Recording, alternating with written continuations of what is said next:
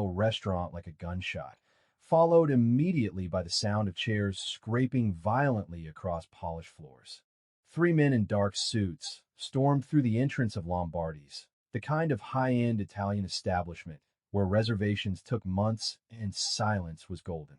The lead man, built like a linebacker with a scar running down his left cheek, pointed directly at the booth in the back corner where Dante Russo sat calmly cutting into his osso buco. His voice boomed across the stunned dining room, drawing every eye, freezing every fork midway to every mouth. He screamed that Dante had crossed the wrong family, that the Morettas sent their regards, that tonight Dante's reign ended in blood and humiliation. The two men flanking him fanned out, hands reaching inside their jackets toward hidden weapons, their intentions crystal clear and absolutely deadly. And in that frozen moment of terror, as wealthy diners dropped their napkins and reached for their phones, as the maitre d' stumbled backward in shock, only one person moved with purpose. The waitress in the gray uniform, the one who'd been refilling water glasses with mechanical efficiency just seconds before, stepped directly into the path of destruction with eyes that had suddenly gone ice cold and calculating. Okay, hold up for just a second, because I need to know something. Where are you watching this from right now? Drop your city because what this waitress does next is going to absolutely blow your mind. This story goes places you won't believe. And the twist in part 3? Nobody, and I mean nobody, sees it coming. Now let's get back to this absolute chaos. Dante Russo had been expecting trouble for weeks, had known the Morettas were planning retaliation for his expansion into their territory, but he hadn't expected them to be bold enough or stupid enough to come at him in public, in his own neighborhood, in a restaurant where half the patrons were connected to his organization in one way or another. The man in the blue suit with the face tattoos sitting at the bar was his cousin Marco. The two businessmen in the booth by the window were his top enforcers. The older gentleman reading the newspaper by the fireplace was his consigliere. Dante had been surrounded by protection, had felt secure enough to actually relax and enjoy his dinner, and now 3 Moretti soldiers were about to turn this place into a bloodbath. He'd started to reach for his own weapon, had begun calculating angles and exits, had accepted that this beautiful meal was about to become his last supper.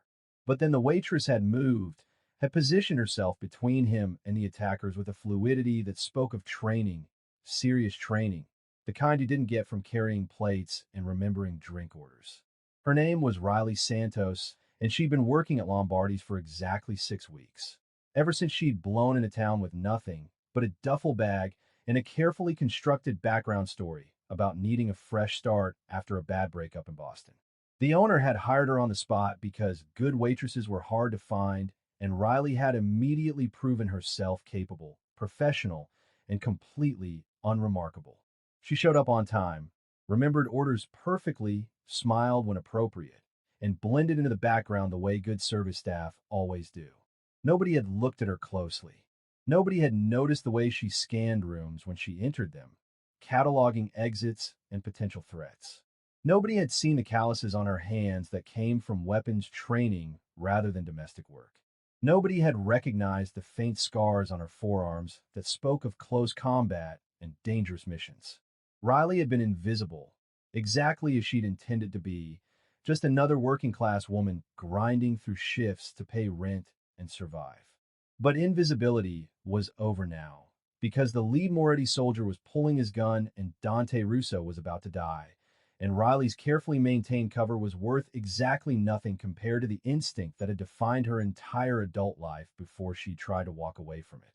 She moved like liquid lightning, closing the distance between her position and the lead attacker in 3 steps that defied normal human speed.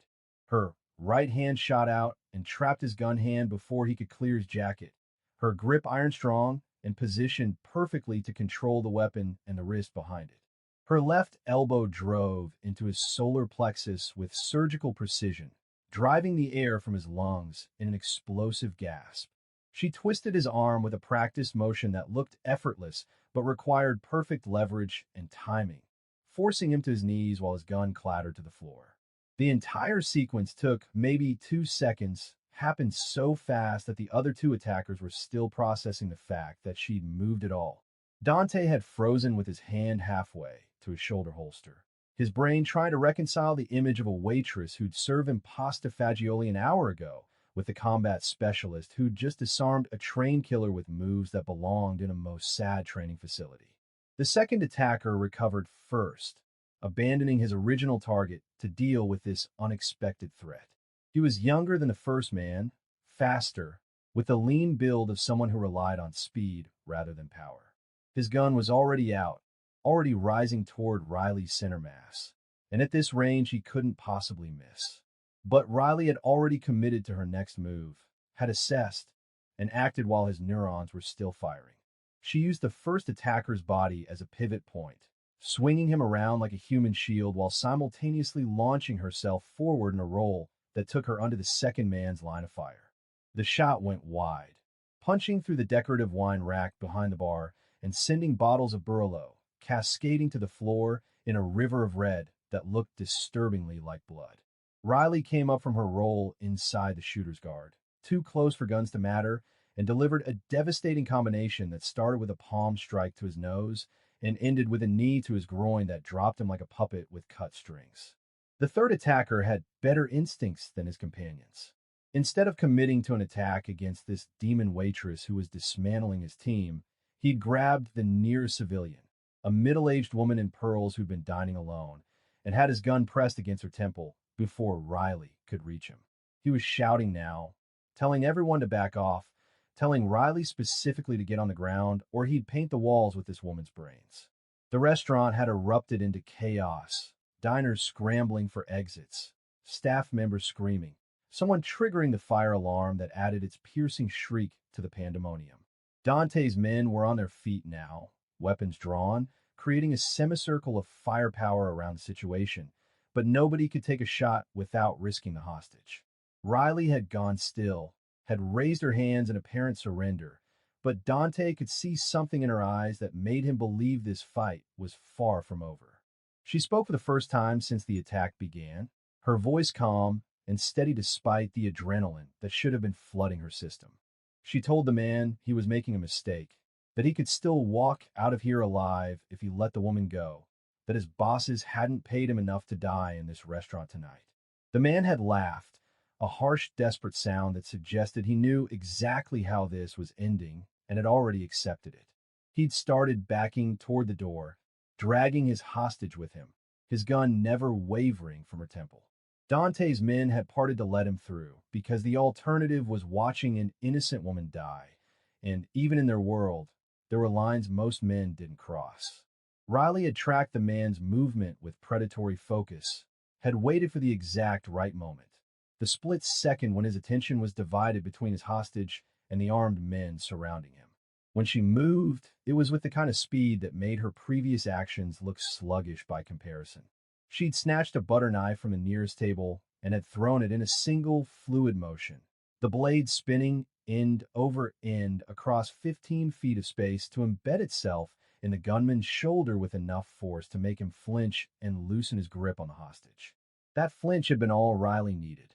She'd closed the distance while the knife was still traveling, had separated the woman from her captor with a shoulder check that sent the civilian stumbling to safety, and had dislocated the gunman's elbow with a joint lock that left him screaming and weaponless on the floor. The entire sequence had taken maybe 4 seconds.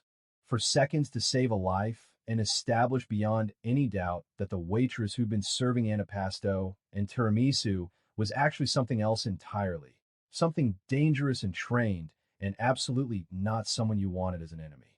Dante had finally managed to stand, his oso buco forgotten, his carefully constructed dinner plans completely destroyed. His men had secured the 3 attackers, were zip-tying their hands and confiscating weapons with efficient brutality. The hostage woman was crying and being comforted by the maitre d'.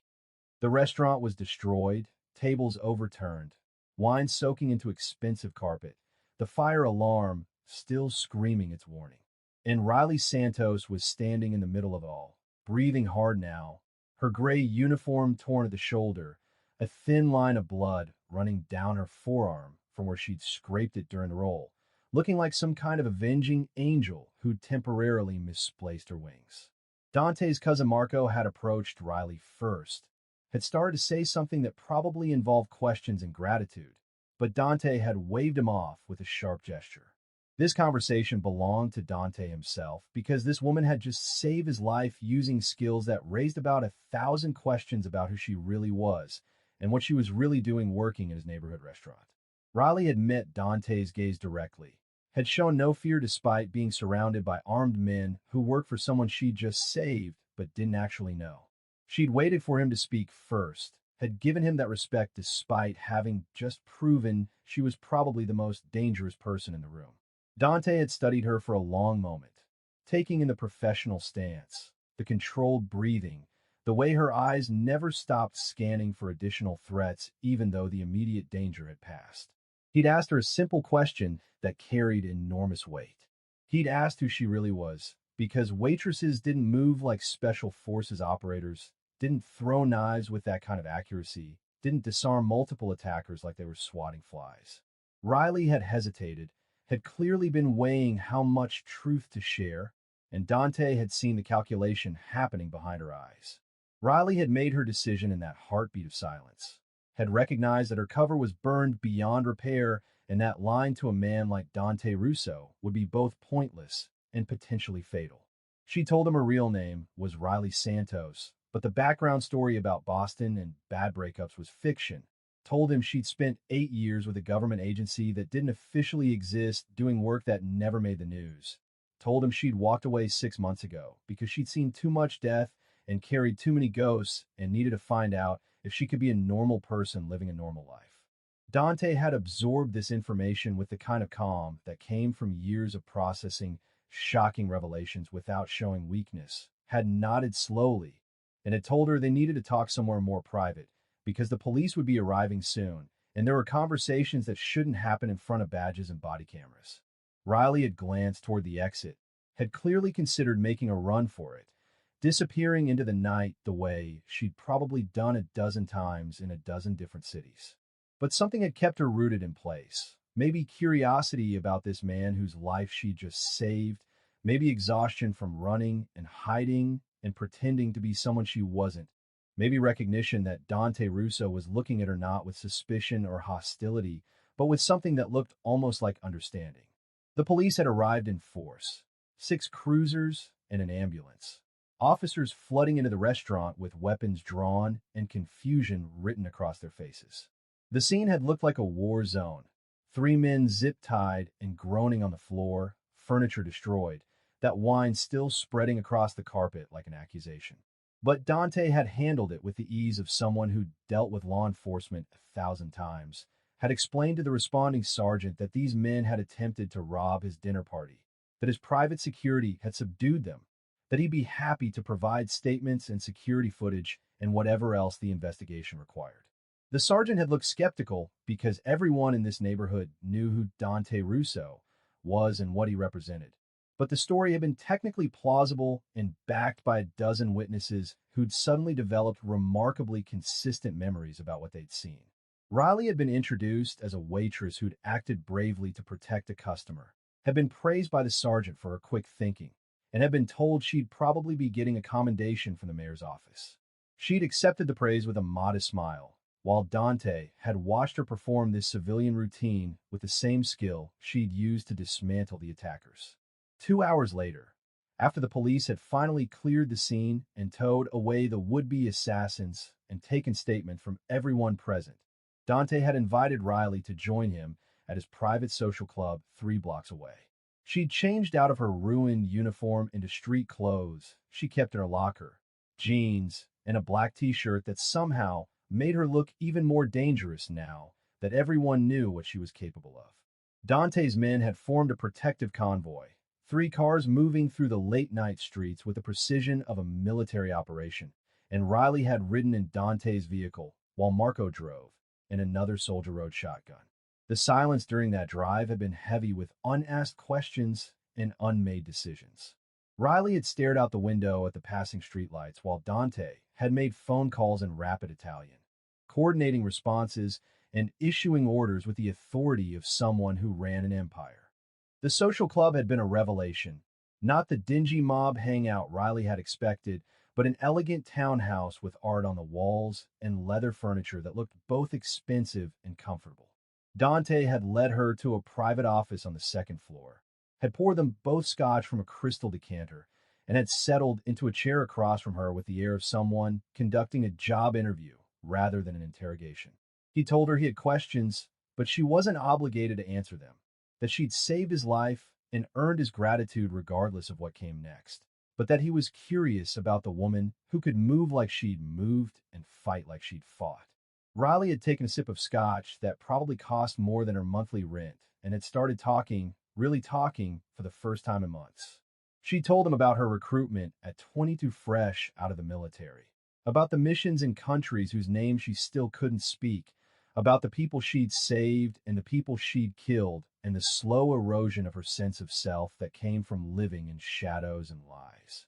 She'd explained that she'd finally broken after a mission in Syria had gone wrong and her entire team had been killed except for her, that she'd spent 3 months in debriefing and psychological evaluation before the agency had reluctantly accepted her resignation and made her sign documents that threatened federal prison if she ever spoke about her service.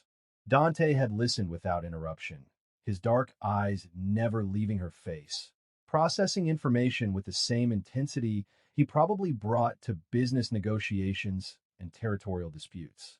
When she'd finished, he'd asked her why she'd chosen to work at Lombardi's specifically, whether it had been random chance or something more calculated. Riley had admitted it hadn't been random, that she'd been looking for a quiet place to disappear and had chosen this neighborhood specifically because she'd known it was controlled by organized crime, had figured that criminals tended to mind their own business and wouldn't ask too many questions about a new waitress who kept her head down. The irony of seeking safety in a mob neighborhood hadn't been lost on her, but it had seemed smarter than some suburban restaurant where soccer moms would want to know her whole life story and set her up with their nephews. Dante had actually smiled at that, a genuine expression that transformed his face from dangerous to almost warm, and had told her that her instincts had been solid even if the execution had gotten complicated when she decided to save his life instead of letting nature take its course. He'd asked her the obvious question then, why she'd intervened at all, why she hadn't just ducked behind the bar and let whatever was going to happen play out without her involvement. Riley had struggled to articulate an answer that made sense even to herself. She told him that she'd spent 8 years being told when to act and when to stand down, following orders even when they contradicted her instincts, watching bad things happen because the mission parameters said intervention wasn't authorized. She'd walked away from that life specifically because she wanted autonomy, wanted to make her own choices about right and wrong. And when those 3 men had stormed into that restaurant intending murder, something inside her had simply refused to be a bystander. Maybe it was muscle memory, maybe it was her conscience, maybe it was just who she was underneath all the attempts to be normal and invisible. Whatever the reason, she hadn't been able to watch Dante die when she had the skills to prevent it, even knowing that intervention would destroy her cover and potentially put her in danger from both law enforcement and criminal organizations. Dante had studied her for a long moment before telling her something that clearly cost him to admit. He'd said he understood that impulse, that need to act when your code demanded it, even when the smart play was in action. He told her about his own daughter, about how she'd been killed 3 years ago in a drive-by, shooting meant for him, about how he'd been sitting right next to her in the car when the bullets came through the window, and how he'd been powerless to protect her. He'd said that every day since then he'd lived with the knowledge that his choices and his life had stolen his child's future, and that he'd give everything he owned to go back to that moment and trade places with her. Riley had felt something shift in her chest, some recognition of shared trauma and understood loss. She told Dante about her team in Syria, about how she'd survived when better soldiers had died, about the survivor's guilt that ate at her in quiet moments and made sleep nearly impossible. They'd sat there in that elegant office, sharing war stories like veterans at a reunion, finding unexpected common ground in their respective damage. The conversation had stretched past midnight, past 1 in the morning, becoming the kind of raw, honest exchange that only happens when 2 people recognize each other as fellow travelers through darkness. Dante had eventually gotten around to the practical questions, asking Riley what her plans were now that her cover was blown and half his organization knew she was something more than a waitress. She'd admitted she didn't know, that she'd been planning to leave town anyway because 6 weeks was about as long as she ever stayed anywhere, that she'd probably head west or maybe north into Canada, where she could disappear into some small town and try this whole normal life experiment again. Dante had listened and then had made an offer that surprised them both. He told her he needed someone like her, someone with her skills and training, someone who understood violence but wasn't corrupted by it, someone who could make split-second decisions under pressure and wouldn't fold when things got bloody. He'd said he was trying to legitimize his operations, trying to transition from the old ways to something more sustainable. But that transition was making him vulnerable to people like the Morettas who saw his evolution as weakness. He needed protection that was smart and adaptable, needed someone who could think tactically and act decisively. And Riley had just proven she could do both. Riley's first instinct had been to refuse, to tell Dante that she'd walked away from violence specifically to avoid more killing, that working for a crime boss was the opposite of the quiet, normal life she'd been seeking. But even as she'd prepared to decline, she'd recognized something that made her hesitate. She'd been trying for 6 months to be a regular person with a regular job, and it had been slowly suffocating her, like wearing clothes that didn't fit and pretending they were comfortable. The truth was that waitressing bored her to tears, that she missed the adrenaline and the stakes and the feeling of using skills she'd spent years developing. She'd walked away from government work because of the moral compromises and the bureaucratic nightmares, not because she'd stopped believing in protecting people who needed protection. Working for Dante would be morally gray at best, would put her back in the world of violence and risk she tried to escape, but would also give her agency and autonomy and the ability to make her own choices about when and how to act. Plus, she'd admitted to herself with reluctant honesty, she'd actually enjoyed the fight in the restaurant, had felt more alive in those 30 seconds of combat than she'd felt in 6 months of smiling and serving pasta. She'd told Dante she needed time to think about it, needed to process the offer without the adrenaline of the evening clouding her judgment.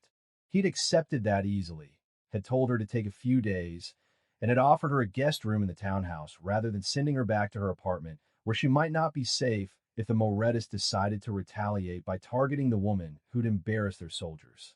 Riley had accepted the offer because her operational training said never refuse safe shelter when you just made enemies, and because some part of her was curious about what Dante's world actually looked like beyond the violence and territory disputes. She'd been shown to a room that was surprisingly tasteful, no Vegas mob aesthetic, just clean lines and comfortable furniture and a bathroom that was bigger than her entire studio apartment. She'd locked the door, had wedged a chair under the handle out of habit, and had stood in the shower for 30 minutes letting the hot water wash away the blood and wine and adrenaline residue while her mind raced through implications and possibilities. Riley had barely slept that night, her mind too active and her instincts too sharp to fully relax, even in Dante's secure townhouse.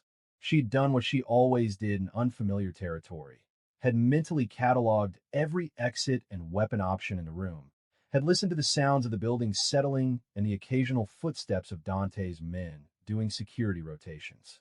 Around 4 in the morning, she'd given up on sleep entirely and had done an hour of bodyweight exercises to burn off the restless energy, push-ups and planks and shadow boxing in the narrow space between the bed and the window. Dawn had found her showered and dressed, sitting cross-legged on the bed with her go bag beside her, the duffel that contained everything she actually owned in the world fitting into one canvas bag that could be grabbed in 30 seconds flat. She'd been contemplating whether to slip out before anyone woke up, to disappear the way she disappeared from a dozen other situations when things got complicated, when a soft knock on the door had announced that Dante was already awake and wanted to talk over breakfast. The kitchen had been surprisingly domestic. Dante standing at the stove in a t-shirt and expensive lounge pants, making eggs and espresso with the practiced ease of someone who actually enjoyed cooking. He gestured for Riley to sit at the small table and had served her food without preamble or ceremony. Just scrambled eggs with herbs and perfectly crispy bacon and bread that was still warm from a bakery run one of his men must have made it dawn. They'd eaten in comfortable silence for a few minutes before Dante had told her something that changed the entire context of his offer from the night before. He'd explained that the attempt on his life at Lombardi's hadn't been random mob violence or territorial posturing, that the Morettis had been hired by someone else, someone with resources and connections that suggested this went deeper than street-level organized crime. He'd been investigating for weeks, following money trails and intercepting communications, and what he'd found suggested that someone in law enforcement or government was trying to eliminate him specifically because of his efforts to legitimize his operations and cooperate with federal investigations into political corruption. Riley had set down her fork, her operational instincts immediately engaged by this new information. She'd asked the obvious questions about who and why and what evidence existed, and Dante had laid out a conspiracy that sounded paranoid except for the documentation he'd pulled from a folder on the counter. There were financial records showing payments from shell companies connected to a state senator who is currently under investigation for accepting bribes from construction companies. There were intercepted text messages suggesting that Dante's willingness to testify about municipal corruption in exchange for immunity was making powerful people very nervous. There were surveillance photos showing the senator's chief of staff meeting with known mob figures, including the Moretti family leadership. The picture that emerged was of a coordinated effort to eliminate Dante before he could provide testimony that would bring down not just the senator, but potentially dozens of connected officials and business leaders who'd been profiting from the corruption pipeline for decades. Riley had felt something cold and familiar settle in her gut. The recognition that she was looking at exactly the kind of institutional rot she'd spent years fighting overseas, only to discover it existed just as thoroughly in her own country. She'd asked Dante why he was showing her this, why he was trusting someone he'd known for less than 12 hours with information that could get them both killed. Dante had looked at her with those dark, serious eyes and had told her that he'd spent 3 years trying to build something better than the life his father had left him, that his daughter's death had shown him that the old ways only led to more graves and more grieving fathers, and that he was willing to risk everything to break the cycle, even if it meant trusting a former government operator who could disappear or betray him at any moment. He'd said he was choosing to believe that Riley had intervened last night, not because of some strategic calculation, but because she genuinely couldn't watch murder happen when she had the power to prevent it. And that kind of moral core was exactly what he needed on his side. The offer had crystallized into something much bigger than personal protection or tactical consultation. Dante had laid out a plan that was audacious and probably suicidal, but undeniably compelling. He wanted Riley to help him navigate the next 3 weeks leading up to his scheduled testimony before a federal grand jury. Wanted her skills not just for physical security, but for counter-surveillance and threat assessment, and the kind of operational planning that would keep him alive long enough to actually make it to that courthouse. In exchange, he'd pay her more money than she'd made in 2 years with the agency, would provide her with resources and support, and would guarantee that when this was over, she'd have enough cash to disappear anywhere in the world and start fresh with a legitimate identity and no one looking for her. It was a mercenary arrangement wrapped in a cause that actually mattered, and Riley had recognized it as the closest thing to her old work she was likely to find outside of government service. She'd accepted the offer before her rational brain could talk her out of it, had shaken Dante's hand across the kitchen table, while some part of her screamed that she was making a terrible mistake, and another part sang with relief at having purpose again. They'd spent the rest of that morning planning, Riley falling into operational mode, like putting on comfortable old clothes, assessing Dante's current security protocols, and identifying approximately 17 different vulnerabilities that made her professionally horrified. His men were loyal and tough, but they thought like street soldiers rather than trained operators, were positioned for show rather than actual defensive coverage, and were using communication methods that could be intercepted by anyone with basic surveillance equipment. Riley had started issuing recommendations with the authority of someone who'd planned protective details for diplomats in active war zones, and Dante's men had bristled at taking orders from some waitress who'd wandered in off the street. until Dante had made it crystal clear that Riley's word carried his full backing and anyone who had a problem with that could find new employment immediately. The next 72 hours had been a crash course in transforming a mob operation into something approaching professional security. Riley had drilled Dante's men on proper positioning and communication protocols, had personally vetted every person who had access to Dante's regular locations, had implemented rotation schedules and counter-surveillance routes that made it much harder for anyone to establish patterns. She'd moved Dante out of his regular residence into a series of safe houses that rotated every 48 hours, had limited his movements to only essential meetings, and had personally tested every vehicle for tracking devices and explosives before allowing Dante anywhere near it. The men had gone from skeptical to grudgingly impressed to genuinely respectful as they'd watched Riley operate with a level of professional competence that most of them had only seen in movies. Marco, in particular, had become an ally, had recognized that Riley's presence was the difference between his cousin surviving the next 3 weeks and Dante ending up in a hole somewhere while his enemies celebrated. The first real test had come on day 4 when Riley's counter-surveillance detected a tail on their convoy as they moved between safe houses. She'd identified the vehicle immediately, a nondescript sedan with dealer plates that screamed either law enforcement or professional contractors, and had made the call to alter their route and execute an evasion protocol that left their tail stuck at a traffic light, while Dante's vehicle disappeared into a parking garage and switched to a backup car. The sedan had been persistent, though, had somehow picked them up again 15 minutes later, and Riley had recognized that they were dealing with someone good, someone with resources and training. She'd made the tactical decision to flip the script, to stop running and start hunting, and had directed their convoy into an industrial area where she could control the terrain and force a confrontation on her terms. The sedan had followed them into the maze of warehouses and loading docks, clearly confident in their ability to maintain surveillance, and had driven straight into Riley's trap. She'd positioned Dante's vehicles to create a kill box, had put riflemen on 2 different rooftops with overlapping fields of fire, and had waited until the sedan was committed to the dead-end street before blocking their exit with a delivery truck that materialized from a side alley. The sedan had screeched to a stop, had tried to reverse, and had found their retreat blocked by another of Dante's vehicles. Riley had approached on foot with Marco covering her, had yanked open the driver's door with her weapon drawn, and had found herself looking at 2 very surprised private investigators who'd been hired to follow Dante and document his movements. They claimed they were working for a law firm conducting due diligence for a business acquisition, but Riley had known immediately they were lying, had recognized the subtle tells and the quality of their equipment that suggested they were actually working for someone with serious money and serious intentions. She'd made a split-second decision that defined her approach to this entire operation. Instead of threatening the investigators or trying to intimidate them into revealing who'd hired them, she'd offered them triple their current contract rate to feed false information to their employers and provide Riley with advance warning of any planned moves against Dante. The investigators had been surprised by the offer, had clearly expected violence or at least serious threats, but had recognized a good business opportunity when they saw one.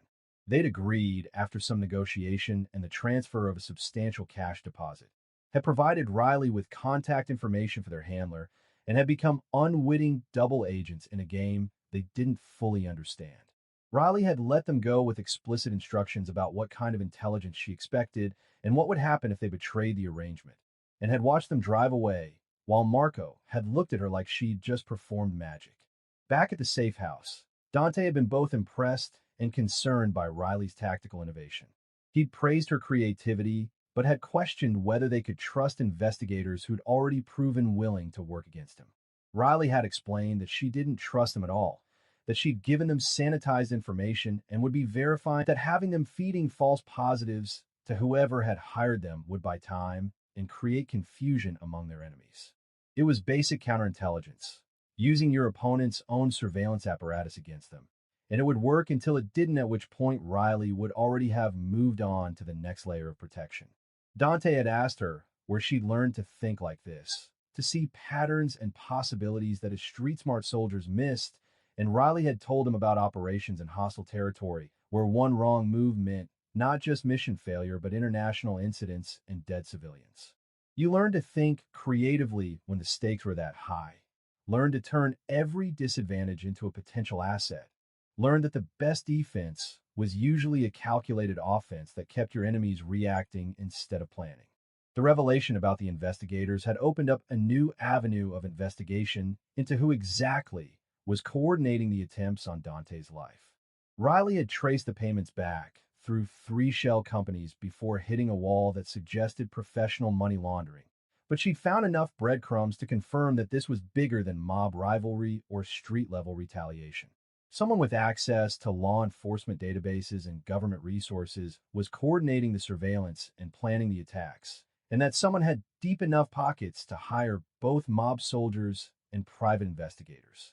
The senator's name kept appearing in the periphery of Riley's investigation, always just far enough removed to maintain plausible deniability, but close enough to suggest coordination. Riley had explained to Dante that they were dealing with what she'd call a protected target in her old work, someone with enough institutional connections that direct action would trigger massive blowback and legal consequences. The only way to win against someone like that was to make them expose themselves, to create a situation where their own desperation forced them into making moves that could be documented and used as evidence. Riley had proposed a strategy that made Dante's entire team nervous, but that she insisted was the only way to force their enemies into the open. She wanted to fake a vulnerability, to make it appear that Dante's security had a catastrophic hole that could be exploited, and then document whoever took the bait when they attempted what they thought would be an easy assassination. It was a classic intelligence operation, creating false opportunity and watching who moved to capitalize on it. But it required Dante to essentially paint a target on himself and trust that Riley's planning was good enough to keep him alive when the trap sprung. Dante had listened to the full proposal, had asked pointed questions about contingencies and failure modes, and had ultimately agreed because he recognized that playing defense for 3 weeks was a losing strategy when his enemies had infinite opportunities to probe for weaknesses. They needed to flip the dynamic, needed to move from reactive to proactive, and that meant taking calculated risks that his soldiers would never have suggested because their entire training focused on keeping their boss safe, rather than using him as bait. The operation had taken 5 days to set up properly. Riley coordinating with contact from her old life, who owed her favors and were willing to provide equipment and technical support without asking too many questions. She'd leaked information through the turned investigators suggesting that Dante would be meeting with his lawyer at a specific office building downtown, and made sure the leak included details about limited security presence and a narrow window of time when he'd be vulnerable. Then she'd spent 3 days turning that office building into a carefully monitored kill zone, installing cameras and sensors and positioning her own shooters in locations that would give her complete coverage of any approach vector. Dante's actual lawyer had been moved to a different location entirely, replaced by an undercover detective who owed Dante a favor from years ago and was willing to bend some rules to help take down a corrupt senator. Riley had briefed everyone multiple times on their roles, had established communication protocols and abort signals, and had personally walked every inch of the operational area looking for variables she might have missed. The day of the operation had dawned gray and cold, the kind of weather that matched Riley's mood as she positioned herself in an overwatch spot 3 buildings away with a clear view of the lawyer's office entrance. Dante had been in the motorcade approaching the building, wearing a Kevlar vest under his suit and looking remarkably calm for someone who was deliberately making himself a target. Riley had watched through her scope as the vehicles had pulled up, as Dante had stepped out with just Marco accompanying him, as they'd walked toward the entrance with the kind of casual confidence that suggested no special security precautions. Her radio had been alive with reports from her various positions, everyone confirming their readiness and waiting for the threat to materialize. Riley had felt the familiar focus settle over her. The way time seemed to slow and her senses sharpened, the operational mindset that had kept her alive through 100 dangerous situations. The attack had come from 2 directions simultaneously, suggesting more sophisticated planning than the restaurant assault. A delivery van had screeched to a stop at the curb while two shooters on a nearby rooftop had opened fire, the combination designed to pin down the target and prevent escape. But Riley had anticipated exactly this kind of coordinated assault, had positioned her own people to counter both threats, and had given the order to engage the moment the first shot rang out. Her rifle had barked twice, dropping one rooftop shooter while her spotter had taken the second. And the tactical team she'd positioned near the delivery van had swarmed it before the doors even fully opened. The entire firefight had lasted maybe 20 seconds, ending with 3 dead attackers and 2 captured alive, and Dante hustling into the building unharmed while police sirens had begun wailing in the distance. Riley had felt the adrenaline singing through her veins, had experienced that savage satisfaction of a plan executed perfectly, and had immediately shifted to extraction mode because standing around celebrating was how you got killed by backup teams you hadn't anticipated.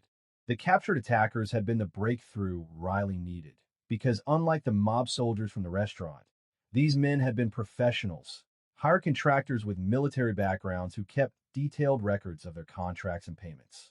Under interrogation by Dante's people, with Riley supervising to ensure things didn't go too far, one of them had cracked and provided access to encrypted communications that laid out the entire conspiracy.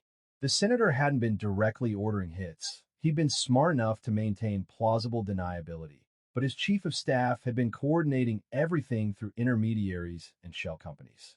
The communications included detailed discussions about eliminating Dante before his grand jury testimony, about making it look like mob violence rather than political assassination, about the millions of dollars in construction contracts and municipal corruption that would be exposed if Dante survived to testify. It was everything the FBI would need to not only protect Dante, but to expand their investigation into a much larger case involving dozens of public officials and business leaders. Riley had packaged the evidence professionally, had created multiple encrypted copies and distributed them to journalists and law enforcement contacts who couldn't all be compromised, and had essentially ensured that even if Dante died, the conspiracy would still be exposed. It was insurance and leverage combined, making Dante more valuable alive than dead, because killing him would just trigger the release of information that his enemies desperately wanted to suppress. The strategy had worked brilliantly. The senator had suddenly resigned, citing health issues. His chief of staff had been arrested by federal agents, and the entire house of cards had begun collapsing as people scrambled to cut deals and minimize their own exposure. Dante had been moved to federal protection pending his testimony, which was now expanding to cover not just municipal corruption, but a multi-state conspiracy involving millions in misappropriated public funds. The safe house where they'd celebrated that victory had been filled with Dante's men drinking expensive wine and toasting Riley like she was some kind of warrior goddess who descended from the heavens to save their boss. Marco had made a speech about how he doubted her at first, had thought she was just some government spook trying to infiltrate their organization, but that she'd proven herself 100 times over and earned her place in their family. Riley had accepted the praise uncomfortably, had never been good at being the center of attention, and had slipped outside to the small balcony where she could breathe and process everything that had happened. Dante had found her there 20 minutes later, had brought her a glass of wine, and had stood beside her looking out at the city lights without speaking for a long moment. When he'd finally broken the silence, it had been to thank her not just for saving his life, but for giving him hope that maybe the system could actually work, that maybe bad people could face consequences, that maybe his daughter's death hadn't been completely meaningless if it had set him on a path towards something better than the life he'd been born into. Riley had felt tears prick her eyes because she understood exactly what he meant, understood that need to find meaning in tragedy and purpose in survival. She told him that working with him had reminded her why she'd joined the agency in the first place, before the bureaucracy and moral compromises had worn her down, when she'd still believed that one person with the right skills and the right intentions could actually make a difference. Dante had asked her what came next for her, whether she'd stick around or disappear now that the immediate crisis was over, and Riley had admitted she didn't know. The money he'd paid her was enough to set her up anywhere, to build that quiet, normal life she'd been chasing, but she discovered something important over these intense weeks. She didn't actually want quiet or normal. She wanted purpose and stakes and the chance to use her skills for something that mattered. Dante had made her an offer then that surprised her with its generosity and trust. He told her he was building something new, a security consulting firm that would be completely legitimate, working with companies and individuals who needed protection from both criminal and institutional threats. He wanted Riley to run it, to build it from the ground up using her expertise and contacts, to create something that gave people like them a place to belong and a way to do good work without having to compromise their principles or work for governments and agencies that might betray them. It would be her operation, her rules, her team, and he'd provide the financial backing and connections while she provided the vision and leadership. Riley had looked at him standing there in the city lights, offering her not just a job, but a purpose and a future, and she'd realized that maybe she'd been running from the wrong thing. She hadn't needed to escape violence and danger and high-stakes work. She needed to escape the powerlessness and moral compromise of working for people who didn't share her values. Working for herself, with Dante as a partner rather than a boss, that was something different entirely. She'd accepted his offer with a handshake and a smile that felt genuine for the first time in months, and they'd started planning the new venture right there on that balcony while the celebration continued inside. The federal testimony had gone smoothly 3 days later. Dante spending 6 hours in front of the grand jury, laying out everything he knew about corruption pipelines and municipal fraud. The indictments that had followed had been spectacular, taking down not just the senator, but 3 state representatives, 2 judges, a dozen business leaders, and numerous mob figures who'd been part of the conspiracy. The media had called it the biggest corruption bust in state history, and Dante had become an unlikely hero in the press, the mob boss who turned state's evidence and helped clean up the system. The irony hadn't been lost on anyone, least of all Dante himself, but he'd handled the attention with dignity and had used his platform to talk about breaking cycles of violence and building better futures. Riley had stayed in the background during all of this, had avoided media attention, and kept her name out of official reports, but she'd been working tirelessly to build the security firm that would become her new life. She'd recruited carefully from her old contacts, bringing in people who were skilled and principled and tired of working for organizations that didn't value either quality. She'd established protocols and standards that were military-grade professional, creating something that was simultaneously a business and a calling. The first clients had been referrals from Dante, business owners and executives who needed protection from threats both legal and illegal, and Riley had handled each case with the same intensity she'd brought to protecting Dante. The firm had grown quickly, building a reputation for excellence and discretion, and Riley had found herself leading a team of 20 operators within 6 months and turning away clients because they couldn't keep up with demand. A year after that night at Lombardi's when 3 men had attacked a Mafia boss and changed everything, Riley had been standing in her office looking at a map of their active operations when Dante had called with interesting news. The restaurant had been completely renovated and was reopening with new management, and Dante wanted Riley to be there for the grand opening as his honored guest. She'd driven to Lombardi's on a beautiful spring evening, had walked through doors that had been replaced and into a dining room that had been completely transformed, and it felt strange seeing the space where her life had pivoted so dramatically, looking so fresh and normal. Dante had been waiting at the same corner booth where he'd been sitting that fateful night, and he'd stood to greet her with genuine warmth and affection. They'd shared a meal and talked about their respective successes and the strange journey that had brought them from that violent confrontation to this peaceful celebration. And Riley had realized she was happy, genuinely content, for the first time since leaving the agency. The evening had ended with Dante presenting her with a small velvet box, and Riley had opened it to find a simple silver pendant shaped like a shield. He told her it was a reminder that some people were born to protect others, that it was a calling rather than just a career, and that he was grateful every day that she'd chosen to answer that calling when it had mattered most. Riley had put on the pendant and had worn it every day since, a private symbol of the moment her life had found its purpose again, and she'd stopped running from who she actually was. Sometimes your greatest strength emerges in your darkest moment, when instinct overrides fear and training meets opportunity in a split second that changes everything. Riley had tried to walk away from violence and danger, had believed that normal life was what she needed. But she discovered that purpose matters more than peace, and that using your gifts to protect others is its own reward. The courage to act when others freeze, the wisdom to recognize when running toward danger serves a greater good, and the strength to build something meaningful from chaos. These are the qualities that transform ordinary people into extraordinary protectors. Share this with someone who needs inspiration. The next story will blow your mind even more. You won't